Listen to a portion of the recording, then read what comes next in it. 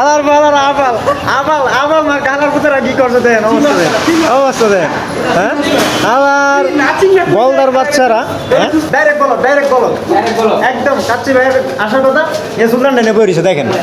আজকের ভিডিওতে আপনাদেরকে একটা মজার ঘটনা শেয়ার করব। তো হ্যালো এভরিওয়ান, আসসালামু আলাইকুম। আশা করি সবাই ভালো আছেন। আপনারা তো কম বেশি সবাই জানেন, যারা আমাকে চিনেন আমি অনেক অসুস্থ, তারপরেও শুকরিয়া আদায় করি আলহামদুলিল্লাহ। তো চলেন এবার আপনাদের মাঝে মজার ঘটনাটা শেয়ার করি। তো আজকে কিন্তু আমার বন্ধু ফোন দিয়ে বলতেছে আমরা কাচ্চি ভাইয়ে খাবো, তো তুই কিন্তু কাচ্চি ভাইয়ের সামনে থাকবি ডিউটি শেষে। আমি কিন্তু ডিউটি শেষ করে কাচ্চি ভাইয়ের সামনে অনেকক্ষণ যাবত দাঁড়ায় রয়েছি, তারপর ওদেরকে ফোন দিলাম, ওরা বলে কাচ্চি ভাইয়ের ভিতরে আছে। তো আমি কাচ্চি ভাইয়ের ভিতরে ঘুরলাম, পাই না। অবশেষে আমার আর বুঝতে বাকি নাই, ওরা যে আজকে মুরগি হয়েছে, ওরা কাচ্চি ভাইয়ে না আইসা ওরা গিয়ে সুলতান ডাইন্সে বসে রয়েছে। কারণ সুলতান ডাইন্স আর কাচ্চি ভাই দুইটা একদম পাশাপাশি। এর আগে কয়েকবার সুলতান ডাইন্সে খাওয়া হয়েছে, হয়তো বা এই কারণে ওরা নাম টাম না দেখে সুন্দর মতো গে বৈশা গেছে। আর ওখান থেকে বৈশা মুরগি হইয়া আমার ফোন দিতেছে আর বারবার কইতেছে তুই কই, তোরা খুঁজে পাই না। যাই হোক অবশেষে ওদেরকে ডেকে নিয়ে আসলাম। কাচ্চি ভাইয়ের ভিতরে আসার পর দেখি আজকে অনেক ক্রাশ, বসার মতো জায়গায় নেই, একটা টেবিল কোন রকমে পাইলাম। তো পাওয়ার পর আমরা ফ্রেশ ট্রেশ হয়ে বইলাম। মামা বলতেছে প্লেট দিছে, এখনো খাবার দেয় নাই। বললাম ধৈর্য ধর, অর্ডার যেহেতু দিছি খাবার চলে আসবে। তো আমার এই যে বন্ধুটাকে দেখতে পাচ্ছেন, ওই কিন্তু একটু সরল সোজা, আমাদের থেকে একটু দূরে থাকে, আমাদের সাথে তেমন দেখা সাক্ষাৎ হয় না। তো আজকে আমাদের দাওয়াতে চলে আসছে খাওয়ার জন্য।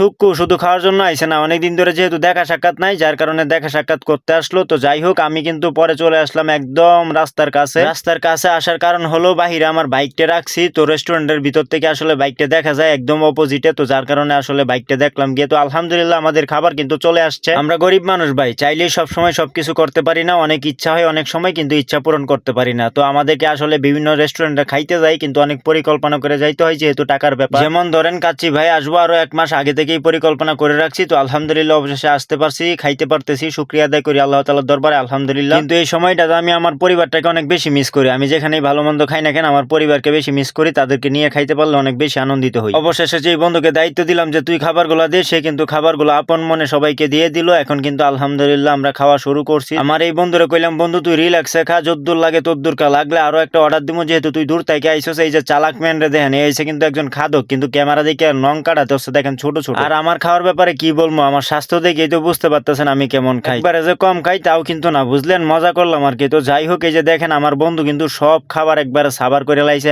দেন শেষমেশ একটা খাসির হাড্ডিটা চাবাইতেছে। আমি কইলাম বন্ধু হাড্ডিটা তো এবার ছাড় কো মামা, এটার ভিতরে অনেক মজা আছে রে, এটার মধ্যে অনেক সুস্বাদু জিনিস থাকে, টাইনে বের করতে হয়। আমি কইলাম ও আচ্ছা বুঝতে পারছি। তো যাই হোক আমাদের খাওয়া দাওয়া কিন্তু শেষ। খাওয়া দাওয়া শেষে দেখেন আমার বন্ধু মশলার বাটিটা নিয়ে বইছে। তো যাই হোক আমরা কিন্তু অবশেষে মশলা টসলা খাইয়া বিল টিল রেডি হয়ে চলে আইছে। এবার কিন্তু বিল দেওয়ার পালা। বিল দেখে আমার বন্ধুর মাথায় হাত, আমি বললাম বিল না দিতে পারলে বন্ধু তাড়াতাড়ি পলা। তো যাই হোক পলাইতে হয় নাই, আলহামদুলিল্লাহ আমার বন্ধু বিলগুলো দিয়ে দিয়েছে। বিল দেওয়ার পর এবার কাচ্চি ভাই থেকে বের হয়ে যাচ্ছি, এইবার বাসার উদ্দেশ্যে রওনা দিব। তো সবার জন্য শুভকামনা রইল, সবার স্বপ্ন আশা ইচ্ছা সব পূরণ হোক। তো সবাই ভালো থাকেন, সুস্থ থাকেন, আসসালামু আলাইকুম।